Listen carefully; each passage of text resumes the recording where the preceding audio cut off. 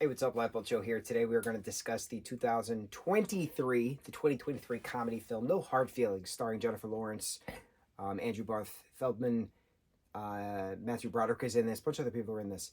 This is absolutely hysterical, and I love how they paid attention to detail. Andrew was born in 2002. I just had to look this up. I know and love him from the High School Musical series on Disney Plus. He played Evan Hansen and Dear Evan Hansen on Broadway for a very, very long time. Incredible singing voice. He played Linguini in the 2021 Ratatouille, the TikTok musical that they did for a benefit. Incredible. So Jennifer Lawrence, we all know and love her. She was born in 1990. I am born 1990. She is my age. I am her age. She has an Oscar. I am her age. She is my age.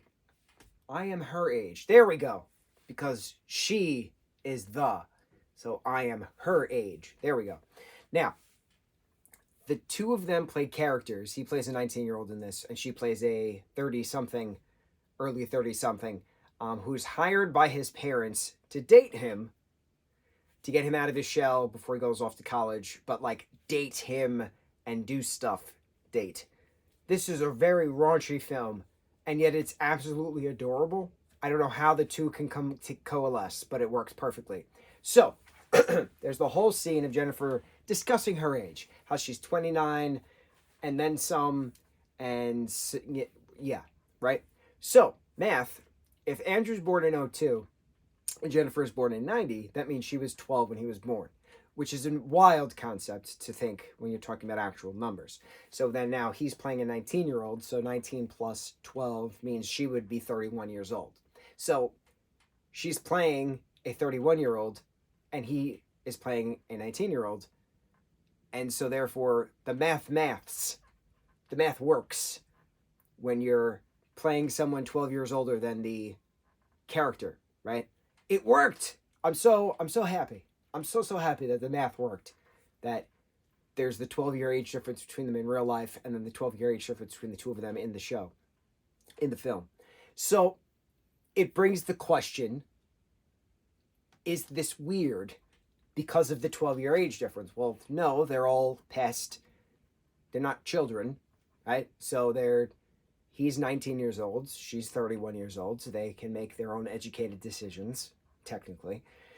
But it's very entertaining watching her try to get him out of his shell, out of his comfort zone, to experience things before he goes off to Princeton. But also she's going to be paid with the family's Buick because she needs a car.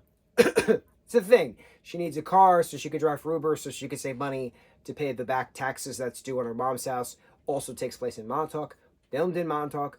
I was freaking the freak out. So many different scenes of like panning shots of them just like walking or like driving down Old Montauk Highway or like going to the lighthouse and stuff, right? I have so many wonderful Montauk memories from my own personal life. And to be a Long Island boy and have this being filmed in Suffolk County, I think Andrew's from Manhasset actually.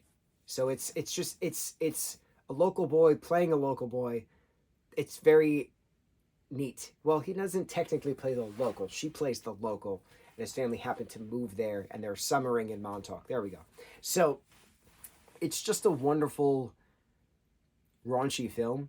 It's just there's so many funny scenes. The whole skinny dipping scene in the ocean where Jennifer is just in her birthday suit and just attacks these people who stole their clothes.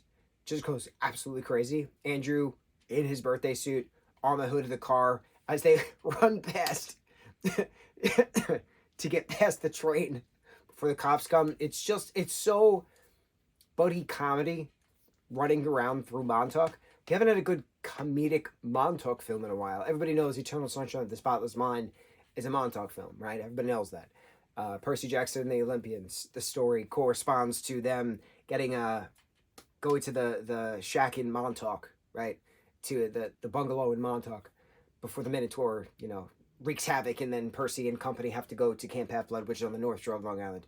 So Montauk is gorgeous, right, within pop culture, but it's gorgeous within regards to history. You have an actual Native American character in this, And it's just cool because the Montaukets, that's where the word Montauk comes from. It's the native tribe of the Montaukets who were in that land prior to the white men coming through. And the lighthouse is neat because it's a whole museum of the tribe and what they did and, stuff, tribal stuff. It's just really cool. I love learning about that stuff. I love learning the native history of that particular area. It's wonderful. It's wonderful when you learn. So I have my roots, not true roots, but I have my soul roots tied to Montauk. There we go. Wonderful Montauk memories from all of my youth. And this really hit close to home on a nostalgia level.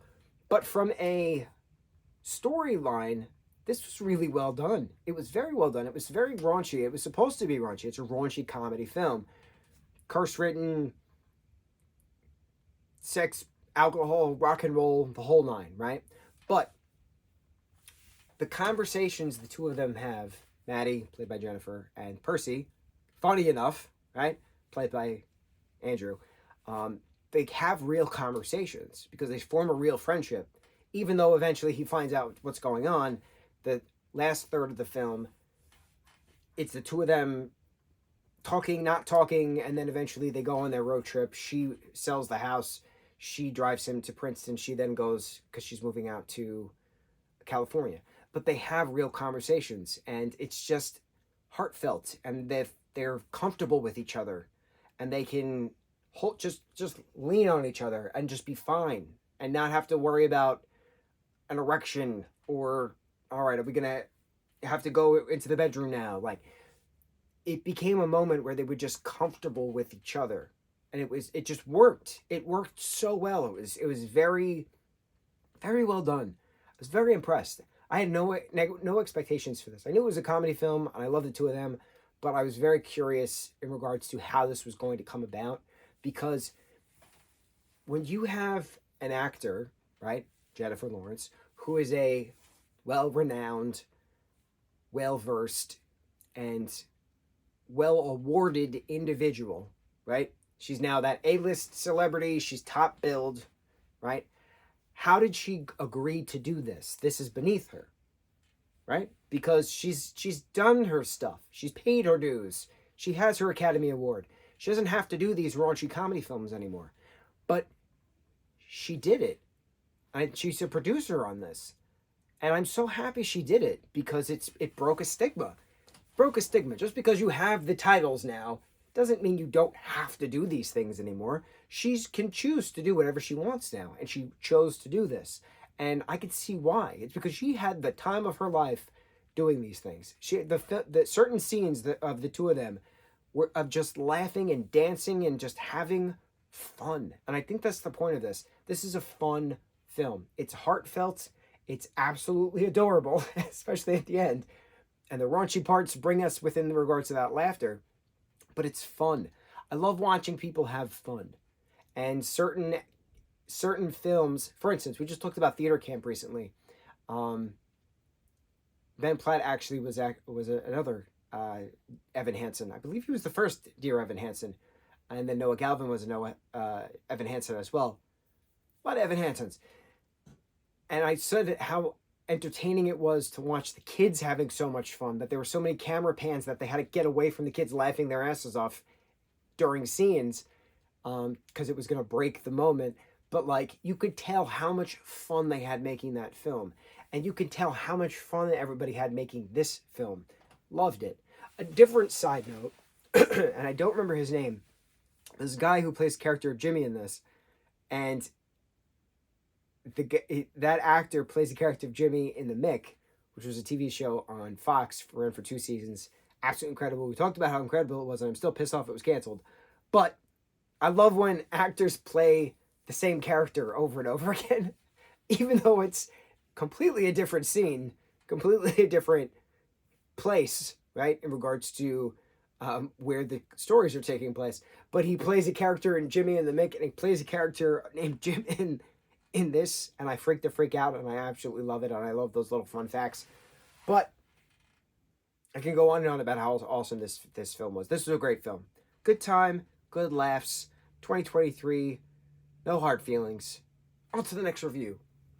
Mahalo.